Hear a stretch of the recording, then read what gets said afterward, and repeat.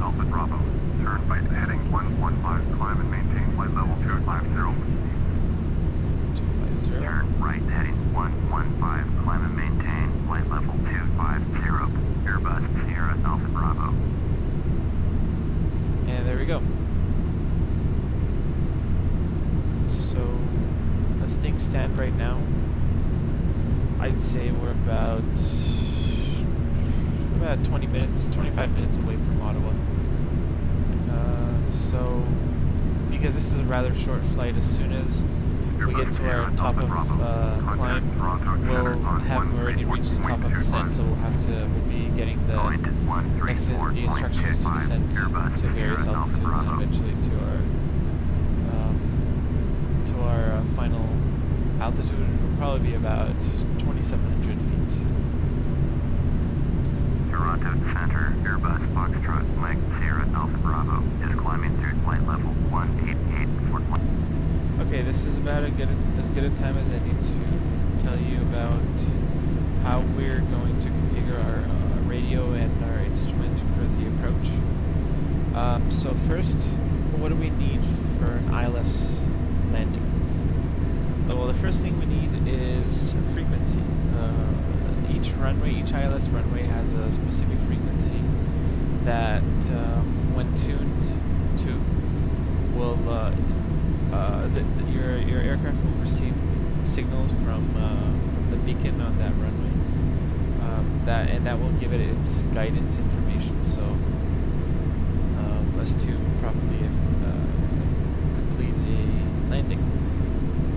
So the way to check the frequencies, there's a couple ways, I guess, to do it. One would be to go to the map and manually zoom in on the airport and check the frequency for the runway that you want to land on.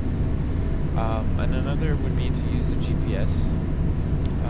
That's probably easier because it wouldn't interrupt the flight. So the way you do that is Airbus Sierra Alpha Bravo. Turn right after this. 070, resume on navigation. Turn right heading 070, resume on navigation. So how we do this Airbus is Sierra Alpha we can Bravo. check using the GPS. So how do we check?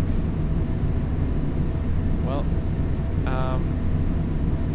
you go to the waypoint page, or actually the airport search page, and you notice how you can type in a ICAO ID, and that's over speed because entering turbulence. I'll drop the speed to about 10 knots just to be safe. Okay, sorry about that. So the way you do this is you select with the cursors, and I know it can be a little confusing, so make sure you first select the large one, and then click using the center button. Make sure it's highlighted like this. Airbus Sierra Alpha Bravo. And then with the smaller arrow keys, press the one to the right, so you can select the first letter. Going to 124. And then you can type in with your keyboard. Airbus Sierra Alpha Bravo. And in this case, we need CYOW, which is Ottawa McDonald Cartier International. And press enter twice until it's not selected anymore. And then using the small little arrows, go down to the frequency page.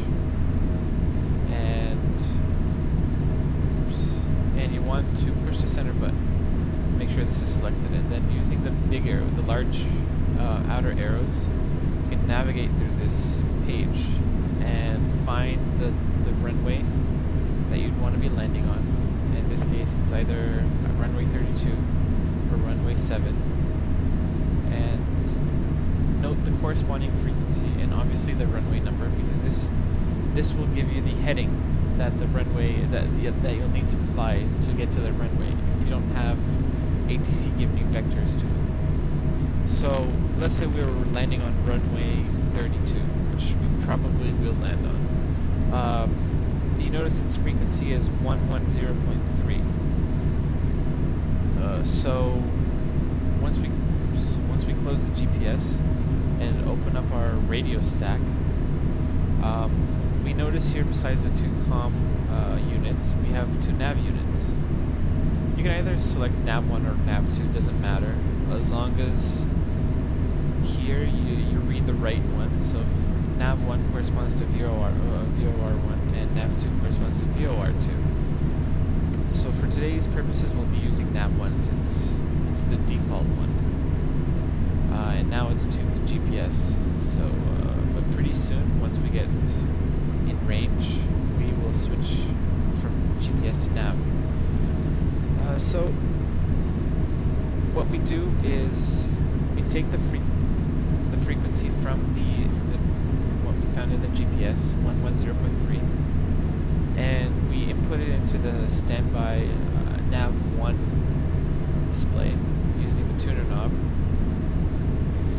and then we make it active by pressing the green arrows, and that will automatically tune the radio, provided the beacon is within range, to that runway.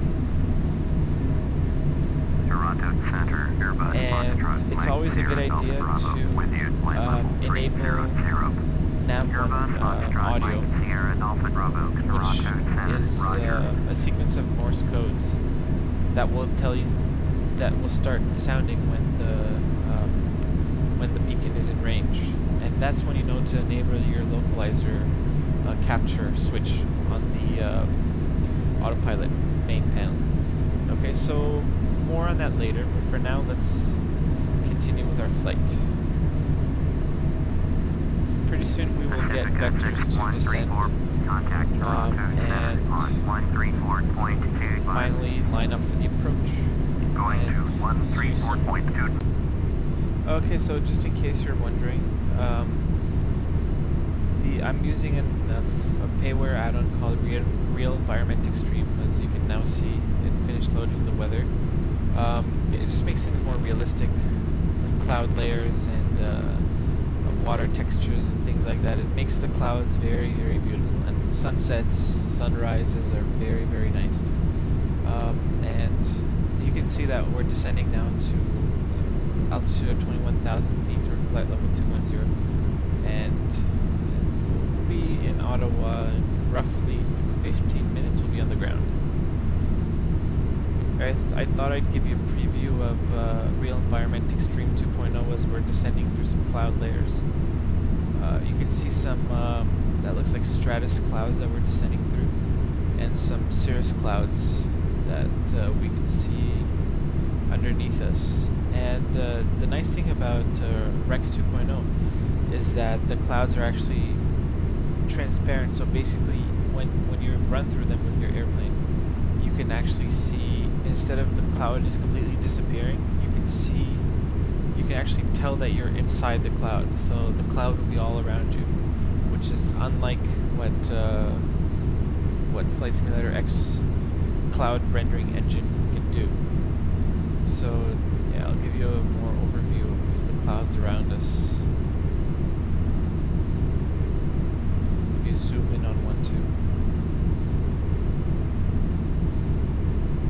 Airbus Sierra Alpha Bravo, you are 70 miles southwest, turn right, heading 075, expect vectors, ILS, runway 32, approach.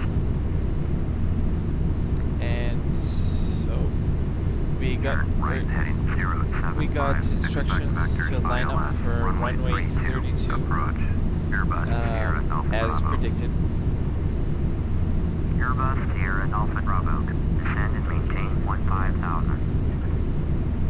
Descend and maintain 15,000. Airbus Sierra Alpha Bravo.